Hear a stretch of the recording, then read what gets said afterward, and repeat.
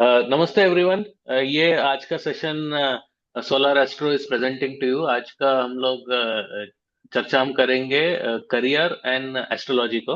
और हमारे साथ जुड़े हैं जयप्रकाश जी, जिनका बहुत अच्छा एक्सपीरियंस रहा है एस्ट्रोलॉजी में, और मैं खुद भी हूँ एस्ट्रोलॉजर, आपका आदित्य अय्यर।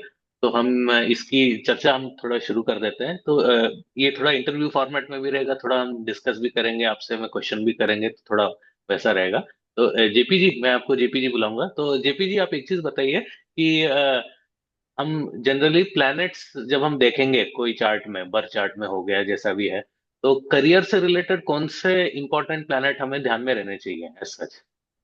नमस्कार आदित्य जी। बहुत बहुत धन्यवाद आपके अपने चैनल पे मुझे बुलाने के लिए और इस डिस्कशन में हिस्सा देने के लिए। कैरियर से संबंधित तो वैसे सारे प्लेनेट होते हैं, हर प्लेनेट कुछ ना कुछ कैरियर से संबंधित योगदान देता है। लेकिन कुछ मेन प्लेनेट होते हैं जिनको देखना बहुत जरूरी होता है, जिसमें सैटर्न है, सन है, मार्स है, मरकरी है और जुपिटर है। सन क्योंकि आत्मकारक कहलाता है और वो गवर्नमेंट, राज दरबार इस सब को प्रदर्शित करता है, तो इसका एसोसिएशन, इसका योगदान हमारे करियर में, हमारी अर्निंग में बहुत इंपॉर्टेंस रखता है। सैटर्न क्योंकि टेंथ लॉर्ड है, वो कर्मकारक कहा गया है, तो उसकी योगदान करियर में बहुत ही इंपॉर्टेंस रखता है और उसको देखना भी चाहिए और उसको संभालना भी चाहिए। अगर सैटर्न आपके चार्ट में अच्छा है तो वो आपको एक अच्छी ऊंचाई देता है अपने करियर में, जिसको पाके आप अपने आप को संतुष्ट महसूस कर सकते हैं।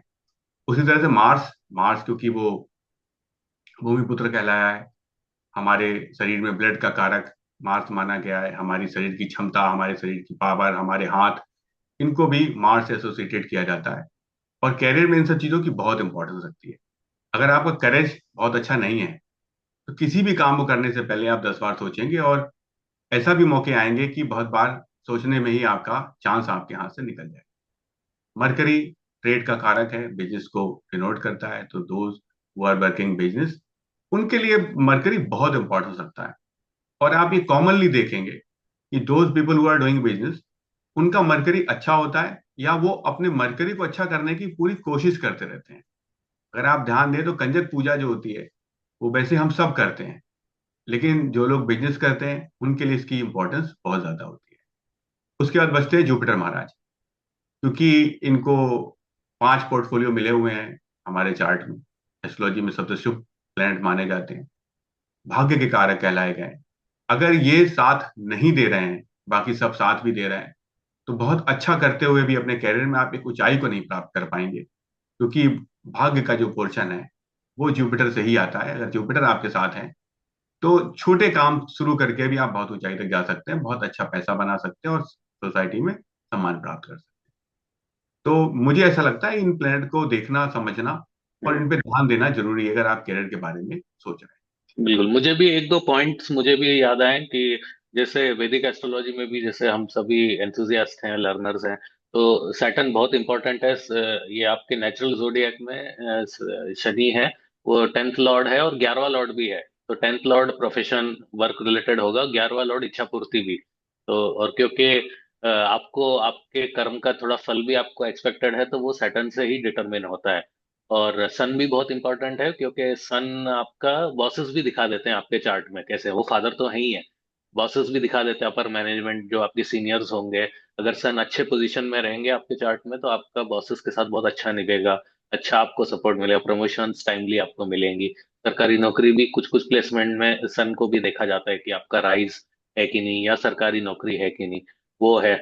मर्क्यूरी भी, जब बुध हम देखते हैं चार्ट में, तो बुध तो बिजनेस का कारक है ही है, लेकिन जो लोग सेल्फ एम्प्लॉयड हैं, तो बुध वहां भी देखा जाता है। जैसे अकाउंटेंट्स हो गए, लॉयर्स का भी थोड़ा एक पार्ट जुपिटर से भी देखा जाता है, मर्क्यूरी से भी, क्योंकि मर्क्यूरी वाणी भी है, वो बोला भी।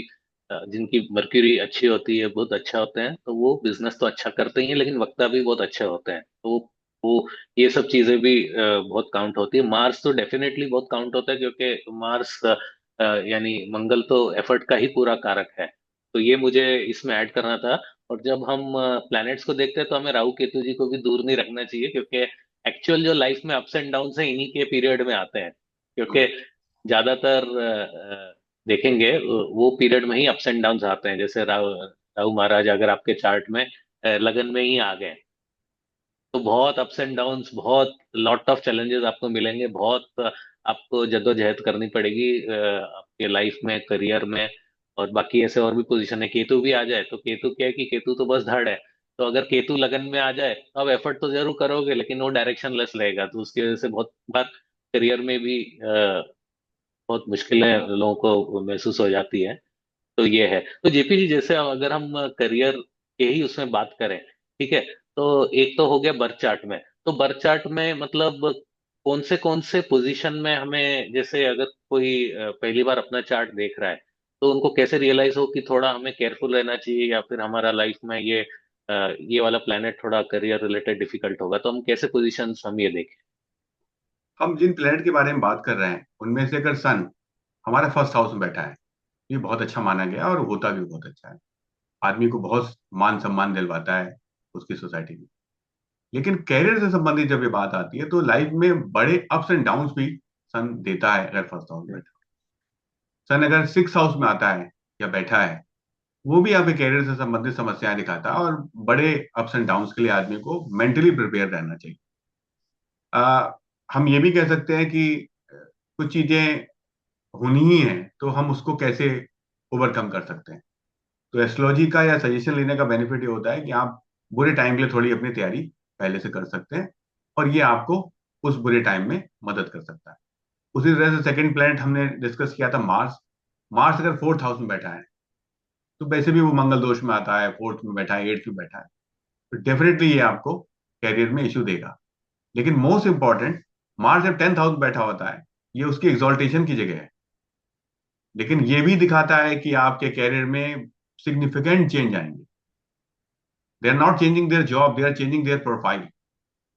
For example, someone is doing job in sales, suddenly go in and join in the operations.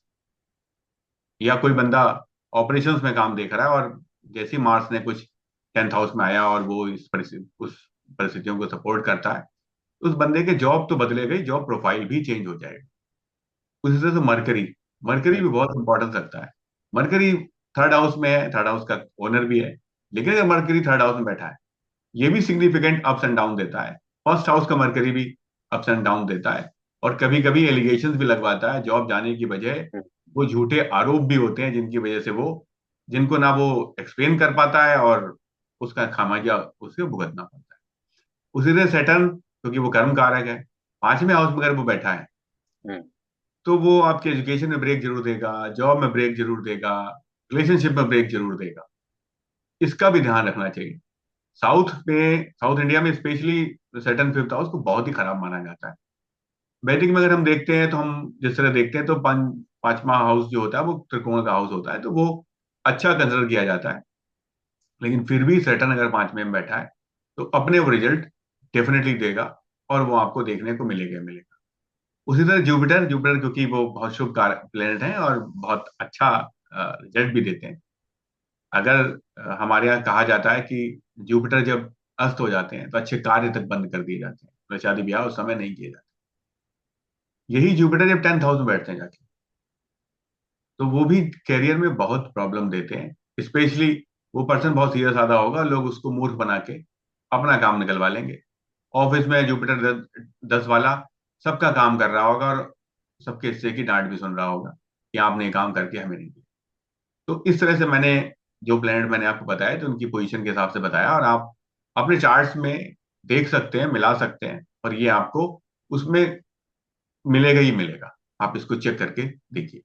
Correct. Jupiter का आपने बहुत सही बोला। मैं तो जुपिटर को ये भी देखता हूँ कि जुपिटर आपका जहाँ भी लोकेटेड है, वो दर्शाएगा कि आपकी किस्मत कैसी होगी, क्योंकि अल्टीमेटली अगर आप देखेंगे कि हम एफर्ट्स कितने भी लें, जरूरी है, एफर्ट्स के बिना सक्सेस मिलता नहीं। लेकिन अगर आपकी जुपिटर जो अपना ब्लेसिंग दे रहा है, वही अगर बहुत मुश्किल हालत में है, या फिर उसको बहुत गलत है, फिर वो मेलेफिक प्लैनेट्स उसको एस्पेक्ट कर रहे हैं, या फिर बहुत ही बुरे हाल में है, तो ऐसा होगा कि आपने एफर्ट पूरे लगाए लेकिन वो ओपनिंग ही नहीं मिल पाई।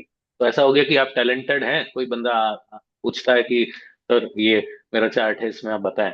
बंदे में टैलेंट है, उसके में भी मून अच्छा पोजीशन में है, अच्छा उसका मेंटली स्टेबल है, लेकिन जुपिटर अगर बहुत बुरे घर में बैठा है, 10वें घर में बैठा है जहाँ उसका एडवांटेज लिया जा रहा है, या छठे घर में बैठा है जहाँ मतलब फाइनेंशियल क्राइसिस आते ही जा रहे हैं, तो ये हो सकता है कि उसकी वजह से मे बी उसका करियर रिलेटेड संबंधी ये सब समस्याएं उसको बहुत उत्पन्न हो रही है।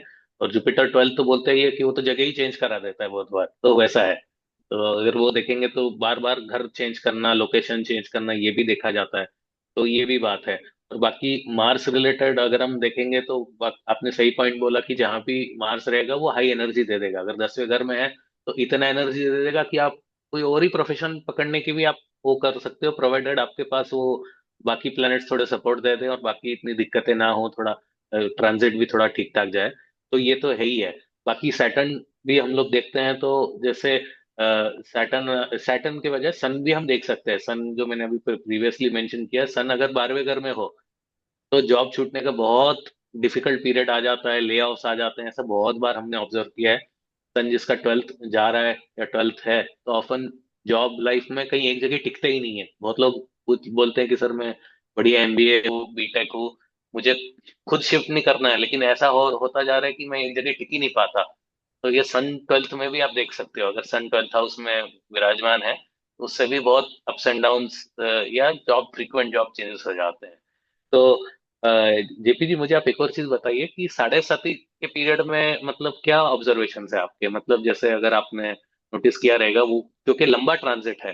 तो मैं जस्ट 1 मिनट लेके फिर आपको मैं बताता हूँ। जैसे अ, लंबे ट्रांजिट के प्लैनेट्स आपके सैटर्न हो गए, जुपिटर हो गए। जुपिटर लगभग साल भर रहते हैं और आगे पीछे रेट्रोग्रेड है, बट वो हम आज नहीं डिस्कस करेंगे। फिर राहु केतु महाराज भी 1.25 साल या 1.5 साल के बीच में ट्रांजिट में रहते हैं। तो ये लंबे लंबे प्लैनेट्स हैं, तो जिसमें सैटर्न सबसे लंबा प्लैनेट है, 2.5 साल एक राशि में रहता है। तो साढ़े साथी के बारे में एक शॉर्ट में अगर आप बता पाएं तो करियर में क्या हमें इम्पैक्ट देगा, क्योंकि लोगों में बड़ी भय है कि इसमें मतलब बहुत चौपट हो जाएगा। तो इसका आप बता सकते हैं थोड़ा। देखिए, इसको अगर सही प्रोस्पेक्टिव में देखा जाए तो सैटर्न जब मून से 12वां जा रहा है तब साढ़े साथी शुरू होती है। फिर मून के ऊपर से जाता है और मून से आगे हाउस में आता है। इसको हम टोटल साढ़े साथी के ढाई ढाई साल के 3 तबक्के होते हैं और इनको हम 7.5 साल बोलते हैं। लेकिन इसको पॉजिटिवली अगर सोचें तो उससे मून से 12वां जाने से पहले मून से 11वां जा रहा होगा। वो पीरियड में वो आपको अच्छा राइज देगा।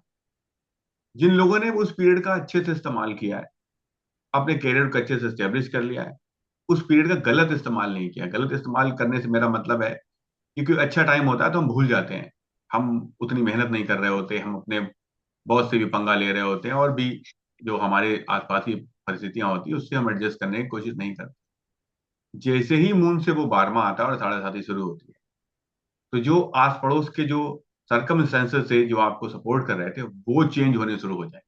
हम्म। अब आपको एडजस्ट करना मुश्किल हो जाएगा, काम एकदम से बहुत बढ़ जाएगा। उसके रिलेशन में आपको सैलरीज कम लगने लगेंगी, काम वर्किंग आवर्स बढ़ जाएंगे। ये एक मेंटल प्रेशर क्रिएट करेगा जिसकी वजह से आदमी को ज्यादा परेशानी महसूस होती है। और भी तरह की समस्याएं आती हैं क्योंकि जब चंद्रमा जैसा सॉफ्ट प्लेनेट, छोटा सा प्लेनेट, उसके ऊपर से सैटर्न जैसा हैवी प्लेनेट जाएगा जो दुखों का कारक है, निगेटिविटी का कारक है। चंद्रमा बहुत सॉफ्ट कारक है, खुशी का कारक है, रोशनी का कारक है। उसके ऊपर जब सैटर्न जाएगा तो मन को स्ट्रेस जरूर देगा, टेंशन जरूर देगा। लेकिन ये उनके लिए ज्यादा है जिन्होंने जब मून से 11वां सैटर्न जा रहा था उस पीरियड को सही से इस्तेमाल नहीं किया। वरना जिन्होंने भी उस समय उस पीरियड को अच्छे से इस्तेमाल किया है उनके पास अच्छे अपॉर्चुनिटीज अभी भी बची रहेंगी और वो उनका इस्तेमाल करते हुए 7.5 साल को आराम से निकाल जाएंगे। एक और बात कही जाती है, जब थर्ड साढ़े साथी का जब थर्ड पीरियड चल रहा होता है, जब मून से सेकंड हाउस में सैटर्न जा रहे होते हैं, तो ये भी कहा जाता है जाते जाते सैटर्न कुछ अच्छा देके जाते हैं। तो अगर आप देखेंगे ध्यान से एस्ट्रोलॉजी में, तो उस पीरियड में मून से जो नक्षत्र का ट्रांजिट होता है सैटर्न का, वो अच्छा होता चला जाता है, जिससे कि वो मेंटल स्ट्रेस रिलीज होना शुरू हो जाता है। आपकी जो सराउंडिंग्स होती हैं वो आपके फेवर में आ जाती हैं। और यही सारा खेल है एस्ट्रोलॉजी में। चंद्रमा जब सैटर्न के ऊपर जा रहा होता है या कोई भी हैवी प्लेनेट, बड़ा हम्म। प्लेनेट किसी चंद्रमा या सन के आसपास या ऊपर से गुजरता है, तो वो आपके आसपास की परिस्थितियों में ऐसा परिवर्तन ला देते हैं या हो जाता है जिसकी वजह से आपको तमाम तरह की परेशानी आती है। उसमें ये भी होता है कि भाई बॉस से आपकी नहीं बन रही है, उस समय आपके काम भी ठीक से नहीं हो पा रहे हैं, आपके हेल्थ इश्यू आ गए हैं जिस वजह से आप अपनी परफॉर्मेंस अच्छे से नहीं कर पा रहे हैं। और जाहिर सी बात है फिर उन सब चीजों को लेकर टेंशन बढ़ेगी, या तो आपको जॉब से निकाल दिया जाएगा या आप जॉब छोड़ देंगे। उस इसी से फिर तमाम तरह की समस्याएं शुरू हो जाएंगी। इसलिए सैटर्न के साढ़े साथी को थोड़ा टफ बोला गया है। उसमें ध्यान देने वाली बात यह होती है कि पहले तो जब आपका मून से 11वां सैटर्न चल रहा हो, उस पीरियड को बहुत अच्छे से यूटिलाइज करना चाहिए। उसके बाद जब वो 12वां आ रहा है, तब आप मोस्टली देखेंगे वो फाइनेंस पे कोई असर नहीं डालेगा उस पीरियड में। हम्म। जनरली उस समय मेंटल स्ट्रेस बढ़ा देगा। उसका रीजन कुछ भी हो सकता है। उसका एक रीजन तो खर्चे बहुत बढ़ जाते हैं, एकदम से एक्सपेंस आपका बहुत बढ़ जाएगा, ट्रेवलिंग बहुत बढ़ जाएगी, घर में कोई निगेटिव इवेंट हो सकता है जिसका भी असर आपके ऊपर आएगा। लेकिन फाइनेंस पे वो असर नहीं करता। लेकिन जब सैटर्न चंद्रमा के ऊपर से ही जा रहा होता है, तो मेंटल स्ट्रेस के साथ साथ वो फाइनेंस पे भी अपना एक इम्पैक्ट डालता है। हाँ, ये भी देखा गया है कि जब सैटर्न मून के ऊपर से गुजर रहा होता है सॉरी, तो वो एक लाइफ टाइम अपॉर्चुनिटी भी देता है। ऐसा भी देखा गया है कि ऐसा मौका आपको मिला जिसको जब आप पलट के देखते हैं 7.5 साल बीत जाने के बाद, तो आप कहते हैं कि हाँ यार, ये इवेंट था जो मैं लाइफ भर याद रखूंगा, जो उस समय हुआ। अगर उसको पर्सन उस पर भी ठीक से काम कर लेता है और उस अपॉर्चुनिटी को ठीक से कंटिन्यू कर लेता है, तो वो भी उसके लाइफ लॉन्ग साथ रहती है। इस तरह से भी सेटअप साढ़े साथी को देखा जाना चाहिए। बिल्कुल बिल्कुल, जब हम वैदिक ट्रांजिट से भी देखते हैं, क्योंकि लोग आते हैं, मे बी उनका बर्थ चार्ट अच्छा रहता है, लेकिन करंट पीरियड खराब जाता है, तो हम साढ़े साथी तो देख ही लेते हैं। तो बट उसके अलावा भी कुछ कुछ ऐसे ट्रांजिट हो जाते हैं, गोचर हो जाते हैं, जिससे मतलब आपका सैटर्न थोड़ा डिफिकल्ट पोजीशन में आ जाता है। जैसे 8वें घर में आ गए, तो वो भी बहुत टेंशन, प्रेशर, पेन और प्रॉब्लम दे देता है। 5वें घर तो आपने बताया ही था। इवन 10वें घर में भी, जो उसका खुद का घर है, वहां जाके भी वो बहुत एफर्ट करा देता है। इतनी आसानी से आपको लाइफ में आगे बढ़ने नहीं देगा जब तक आप पूरा पेशेंटली और एथिकली काम नहीं करते हैं। ये मतलब मेरा खुद का भी ऑब्जर्वेशन था। और सैटर्न तो वाकई में बहुत इंपॉर्टेंट प्लेनेट है। बट अगर हम मार्स में भी देखेंगे, तो मार्स 5th हाउस में तो बोलते हैं कि भाई, आप कितना भी एफर्ट लो, कोई आपका ही काम का क्रेडिट ले जाएगा। सही कितनी कह भी रहे आप अच्छे हो, टेक्निकली ब्रिलियंट हो, मार्स वैसे technical education, know how, technology related से भी हम देखते हैं, इंजीनियरिंग रिलेटेड, तो कोई ऐसा फाइन टेक्निक है और आपका मार्स 5th पड़ा हुआ है, तो बी केयरफुल कि जो आपका काम है उसका कोई क्रेडिट कोई और ही ले जाएगा। और ये आपको मैं भी। हाँ। मार्स 5 एक उसके लिए अच्छा भी है, अगर आप इसको हम्म। टेक्निकली सोचें। आप हायर कर रहे हैं लोगों को, करेक्ट। आप हायरिंग अथॉरिटी हैं, आप बॉस हैं। तो जितने 5 मार्स 5 वाले बंदे आपकी टीम में आ जाएंगे, हम्म। वो आपके अपलिफ्टमेंट के लिए बहुत मेहनत करेंगे। बहुत आप खूब। इसको ये भी कह सकते हैं, वो बॉस उनका क्रेडिट ले लेगा, या वो अपना क्रेडिट अपना मेहनत करके उसको दे देंगे। बॉस अपलिफ्टमेंट के लिए उसकी टीम में मार्स 5 वाले जितने भी हों उसके लिए अच्छा। हम्म। Correct correct. अभी हमें अगर सडन लाइफ में सडन इवेंट्स भी देखने हैं, जेपी जी, तो मैं राहु केतु को कैसे छोड़ सकता हूँ? तो जैसे राहु केतु के अगर हम ट्रांजिट्स देखें, तो मतलब वो ऐसे प्लैनेट्स हैं कि जिसके ज्यादातर ट्रांजिट थोड़े टफ ही रहते हैं। उनके अच्छे वाले ट्रांजिट कम ही रहते हैं, जैसे 3, 5 और 6 वाले घर में अच्छे थोड़ा इफेक्ट दे देते हैं। बाकी सब घरों में इतना अप्स एंड डाउन दे देंगे, या तो हेल्थ रिलेटेड या पैसा रिलेटेड, तो वो आपको मतलब बड़ी मुश्किल में डाल देता है। जैसे मतलब राहु दूसरे घर में भी हो, अच्छे खासे पैसे आपको बैंक बैलेंस बनाने भी नहीं देगा। राहु दूसरे घर में आ गया, या 9वें घर में आ गया, तो फिर आपको आपके घर में सुखी नहीं देगा, वो आपको ट्रैवल पर ही भेजता रहेगा। तो स्पिरिचुअल ट्रैवल भी होता है बहुत बार, लेकिन बहुत बार रहता है खुद के घर से भी दूर रहते हैं, तो ट्रैवलिंग जॉब हो गया, सेल्स रिलेटेड या वैसा, तो बहुत उसमें भी टफ होता है। 12th में तो वैसे भी कुछ खास आउटकम आता नहीं है, तो और केतु तो जितना उनके बारे में कम बोले उतना ही ठीक है, वरना फिर क्या होगा कि कुछ गलतियां, सडन ब्लंडर्स करना है लाइफ में, तो वो भी केतु से देखा जाता है। Because Ketu is action without the thinking, Rahu is thinking without the action. तो अभी दोनों के ही, जब तक दोनों साथ में नहीं आएंगे तब तक काम होगा नहीं, और एक बुरा है तो फिर काम थोड़ा मुश्किल में ही हो जाता है। ऐसा है। जेपी जी, मुझे आप एक और चीज बताओ कि एक तो ये ट्रांजिट्स हो गए, ठीक है। हमें और क्या ध्यान रखना चाहिए, कि अगर कोई पूछ रहा है हमसे, या हमें भी ध्यान रखना चाहिए कि डे टू डे लाइफ में हम क्या थोड़ा टिप्स या एडवाइस है डे टू डे, कि हम प्लैनेट्स को थोड़े मतलब अच्छे उसमें रखें, कुछ जनरल टिप्स जो सभी अप्लाई कर पाए। पहला तो राहु और केतु के बारे में मैं आपसे कुछ शेयर करना चाह रहा था। राहु का ट्रांजिट 3, 6, 11 में भी अच्छा होता है। अगर 3, 6, 11 में राहु ट्रांजिट हम्म। कर रहा है चंद्रमा हाँ से, हाँ। अच्छा रिजल्ट देगा। लेकिन हम्म। राहु अगर चंद्रमा से 10th ट्रांजिट कर रहा है, तो हम्म। ये कैरियर से संबंधित बहुत सिग्निफिकेंट निगेटिव इवेंट दे सकता है। करेक्ट। इसको समझना बहुत जरूरी है। उसी तरह से केतु फर्स्ट हाउस में आया, और जबकि केतु फर्स्ट हाउस में अच्छा माना गया है, लेकिन हम्म उसी समय सन सेवेंथ हाउस में है। तो आप देखेंगे ले ऑफ होने के बहुत सिग्निफिकेंट चांस हैं, बहुत बड़ा रीजन बन जाता है केतु फर्स्ट और सन सेवेंथ हाउस में हम्म आपके जॉब जाने के लिए या बिजनेस कम होने के लिए। हम्म टिप्स के लिए जो मैं लोगों को नॉर्मल सलाह देता हूँ, वो ये होता है कि जब आपका अच्छा टाइम हो तब आपको मेहनत करनी चाहिए, लोगों से अच्छे संबंध बनाने चाहिए, लोगों के साथ अच्छी बॉन्डिंग बनानी चाहिए। हम्म उस समय का इस्तेमाल लोगों को ऊपर प्रेशर बनाने के लिए नहीं करना चाहिए कि आई एम द बॉस, मैं जो कह रहा हूँ वो होगा। अगर आप उस पीरियड में अपने प्लेनेट को अपने संबंधियों के साथ अच्छे संबंध बना के, अपने कलीग के साथ अच्छे संबंध बना के और अच्छा कर लेंगे, तो जब आपका टाइम खराब आएगा तो आपको पता भी नहीं चलेगा और वो टाइम आपके साथ निकलेगा। बिल्कुल बिल्कुल। मैं तो ज्योतिष को मैं गूगल मैप से मानता हूँ कि भाई आपको जैसे रूट में ट्रैफिक मिल रही है तो आप थोड़ा देख लोगे, केयरफुली निकल जाओगे कि भाई थोड़ा पहले निकल जाओ या कोई बाईपास रूट से निकल जाओ। तो एस्ट्रोलॉजी जस्ट लाइक दैट, अगर आपको पता चल रहा है कि आगे का पीरियड थोड़ा टफ है तो फाइनेंसेस अच्छे कर दें, थोड़ी सेविंग्स बढ़ा दें, इंश्योरेंस वगैरह ले लें। मैं तो थोड़ा हम लोग तो प्रैक्टिकल एस्ट्रोलॉजी भी हम करते हैं, तो बोलते हैं भाई जब हेल्थ का इश्यूज आ ही गए, सैटर्न 12 तो खुद भी हॉस्पिटल के बहुत बार चक्कर लगवा देता है, तो थोड़े हेल्थ अच्छी कर लो, योगा प्राणायाम कर लो, इंश्योरेंस अगर नहीं लिए बढ़ा दो, थोड़ा प्रिपेयर कर लो जब समय अच्छा है। ये आपने बहुत अच्छा पॉइंट बोला, सेविंग्स बढ़ा दीजिए, जब खर्चे होंगे तो उससे आप कर लीजिएगा, क्योंकि जो होनी है तो होके ही रहेगी। एस्ट्रोलॉजर कोई आपको प्रिवेंट नहीं कराएगा, जस्ट थोड़ा आपका आपको एहसास दिला देगा कि ये वाले फेज से आपको गुजरना है, और एक्सेप्टेंस दिला देगा बहुत बार, और थोड़ा एनर्जी आपकी अच्छी कर देगा कि भाई आप वो टफ पीरियड से भी निकल पाओ।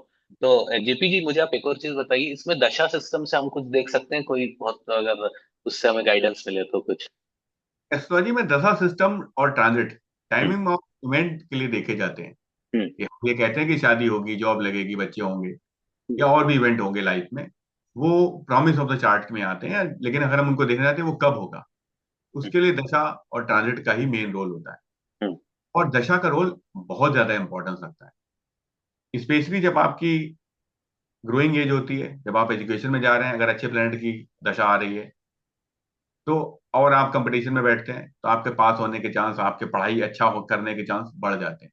हम्म जब प्लेनेट की दशा जा रही है तो वो, मैं जैसे पहले मैंने कहा, वो सर्कमस्टेंसेस ऐसे बना देंगे, ऐसे क्रिएट कर देंगे कि बच्चा मन लगा के पढ़ ही नहीं पाएगा, पढ़ नहीं पाएगा तो टेस्ट में स्कोर नहीं कर पाएगा, स्कोर नहीं कर पाएगा तो कंपटीशन क्रॉस नहीं कर पाएगा। उसी तरह से जो उसकी वर्किंग एज आती है 25 से 35, इस पीरियड में अगर अच्छे प्लेनेट की दशा आ गई, उसकी योग कारक प्लेनेट की दशा है, या उसके चार्ट में जो प्लेनेट बहुत अच्छे हैं जो उसको सपोर्ट कर रहे हैं उनकी दशा आ गई, हम्म तो वो भी उनको बहुत अच्छा रिजल्ट देंगे।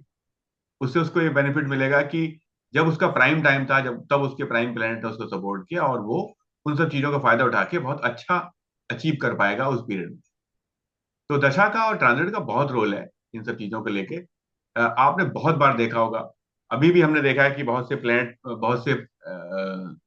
प्लेयर्स जो हैं वो बहुत प्रॉमिसिंग होते हैं, उन्हें आके 2 4 5 मैच खेले होते हैं और बहुत अच्छा करते हैं, लेकिन उसके बाद वो सडनली गायब हो जाते हैं। और कुछ प्लेयर हैं जो अच्छा भी कर रहे हैं और टीम में टिके हुए भी हैं। तो जो टीम में अच्छा करते हुए टीम में टिके भी हैं, तो कुछ ना कुछ एक्स फैक्टर है जो उनके साथ चल रहा है हम्म कि आपको किसी भी पोजीशन पे बने रहने के लिए, मैं तो इंडियन टीम की बात कर रहा हूँ, ये तो बहुत बड़ा प्लेटफॉर्म है।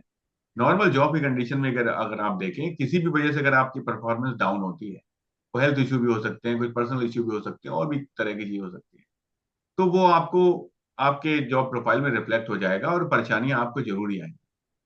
तो हम्म जो पीरियड दशा के अनुसार टफ है और एस्ट्रोलॉजर आपको बता दे रहा है कि भाई हेल्थ इशू आ सकते हैं या आपको वर्क से संबंधित कोई परेशानी आ सकती है, तो उस पीरियड में आप उन सब चीजों के लिए मेंटली प्रिपेयर हो जाएंगे। आप अपने आप को अपने काम थोड़ा एडवांस में करना शुरू कर देंगे। आप कोई हम्म काम कैलकुलेट नहीं टालेंगे, हमको मालूम है कि भाई चीजें इस समय हमारे मेरे फेवर में नहीं है, कोई भी चीज मेरे खिलाफ जा सकती है। इन सब सावधानियों के साथ आप बुरे टाइम को भी, या जो टफ टाइम होता है, जो चैलेंजिंग टाइम होता है, उसको भी नॉर्मल तरीके से क्रॉस कर जाएंगे।